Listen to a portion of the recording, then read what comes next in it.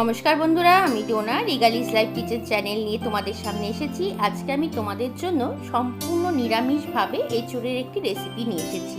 এটা কিন্তু এঁচোড়ের ডালনা নয়, এটা হচ্ছে চটপটা এঁচোড়। আর এটা কিন্তু খেতে খুবই ভালো লাগে।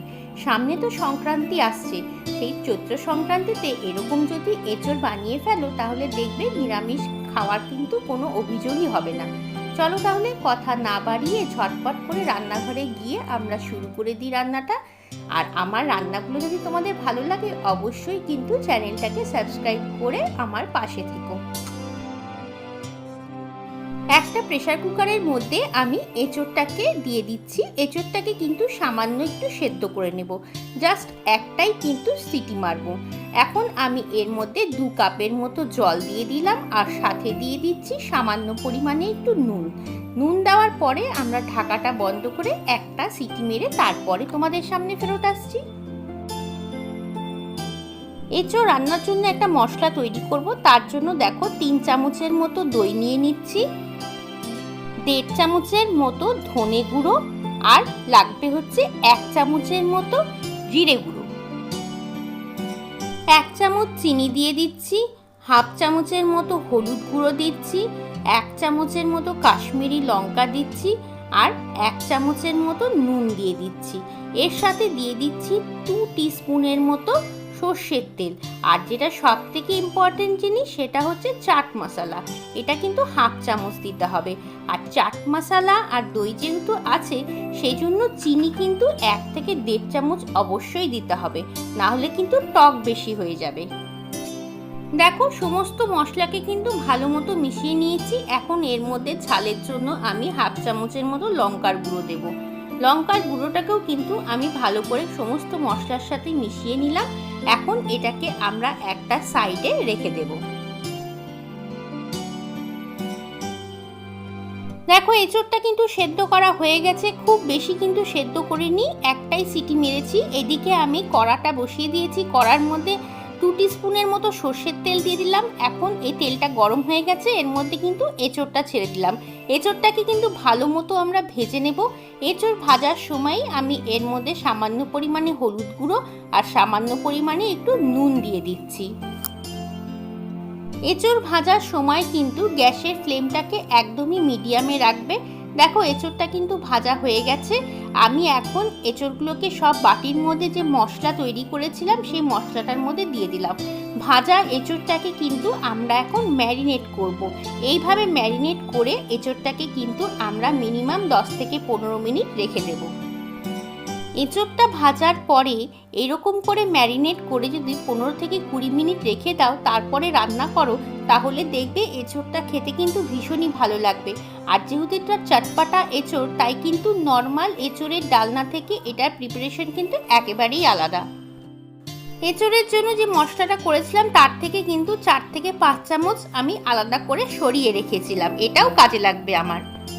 বাকি তেলের মধ্যে আরেকটু তেল দিয়েছি, এর মধ্যে ফোড়ন হিসেবে দিচ্ছি শুকনো লঙ্কা, তেজপাতা আর 1 চামচের মতো জিরে গুঁড়ো। ফোড়নটা থেকে সুন্দর যখন গন্ধ বেরিয়ে যাবে তখন এর মধ্যে কিন্তু আমি 2টো আলুকে ডুমো ডুমো করে কেটে রেখেছি, সেই আলুগুলোকে দিয়ে দেব।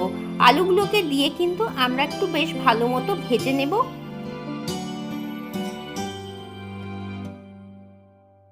আলুটা ভাজার সময়ও কিন্তু আমি একটুখানি নুন আর একটুখানি হলুদ গুঁড়ো দিয়ে দিচ্ছি।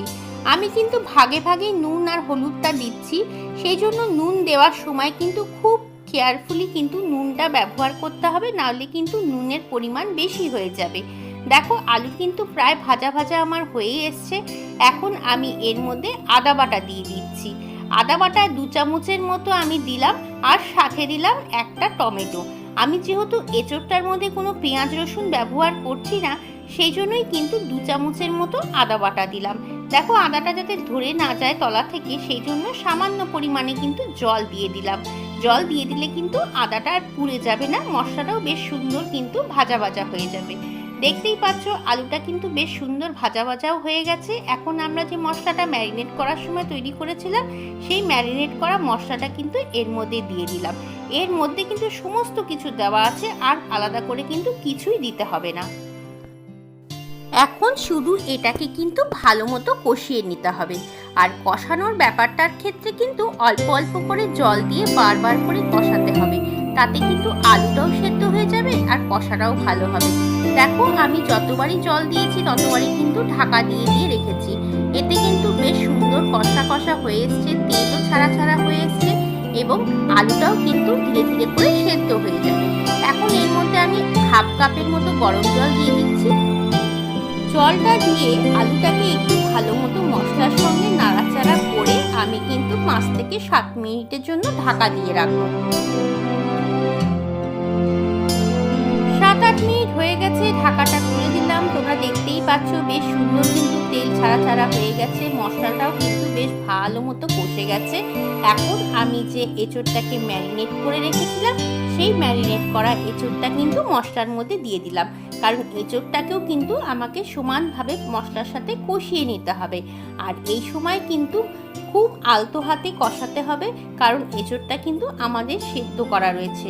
খুব জোরে জোরে করে খুন্তি চালালে কিন্তু এঁচোড়টা ভেঙে বা গলে যেতে পারে, সেই জন্য খুব আলতো হাতেই কিন্তু এঁচোড়টাকে এপিট ওপিট করে দিতে হবে। এঁচোড় কষানোর সময় আমি একটু যে বাটিটার মধ্যে এঁচোড় ম্যারিনেট করেছিলাম তার মধ্যে কিন্তু একটু জল দিয়ে দিয়েছি। সেই জল দিয়ে এঁচোড়টাকে এখন আমি আবার ভালো মতো কিন্তু কষিয়ে নেব। আর কষানোর সময় আমি কিন্তু ঢাকা দিয়ে দিয়ে দেব, আর সাথে দিয়ে দিলাম 2টো কাঁচা লঙ্কা। 3-4 মিনিট হয়ে গেছে, ঢাকাটা খুলে দিলাম। দেখতেই পাচ্ছ এঁচোড়টা বেশ সুন্দর কিন্তু কষা কষা হয়ে গিয়েছে এবং মাখা মাখাও হয়ে গেছে। এখন আমি এর মধ্যে এঁচোড়ের সেদ্ধ করে রাখা যে জলটা ছিল সেই জলটা কিন্তু দিলাম। আর সেই জলটা কিন্তু কখনোই ফেলে দিও না, সেটাই কিন্তু রান্নায় ব্যবহার করো, তাতে কিন্তু এঁচোড়ের সমস্ত গুণাগুণ রয়েছে। দেখতেই পাচ্ছ ঝোল কিন্তু ওই জল দিয়েই আমার হয়ে গেছে, এক্সট্রা করে জলের আমার দরকার নেই। এখন এটাকে ঢাকা দিয়ে আমি একটু 5 মিনিটের মতো ফুটতে দেব।